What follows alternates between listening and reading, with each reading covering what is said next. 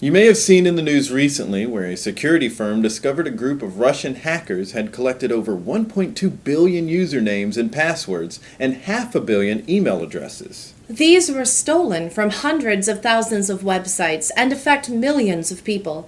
Some of the things this information potentially allows the hackers to do is access your account and look for any financial information such as credit card or social security numbers. Or to use your account to look for email addresses and contact information for other people. Or to use your account to try and spread malicious programs to other computers.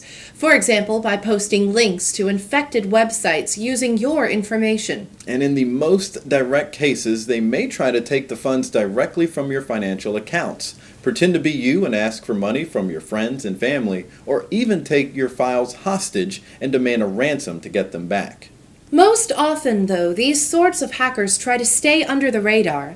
So rather than try to take $1,000 from your credit card, which you would probably notice and have the credit card company reverse, they'll set up a small charge, like $9.84, and take that from your account every month, hoping you'll think it's some sort of subscription you just forgot about and ignore it.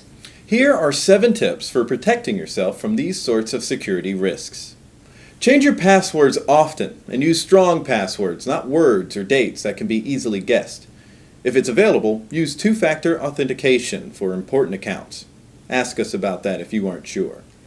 Use different passwords for each site or account you need to log into.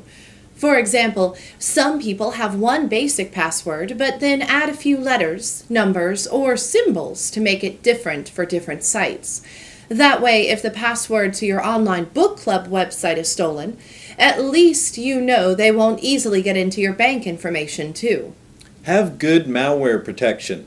Ask us for recommendations on strong antivirus, anti-spyware, and spam protection solutions.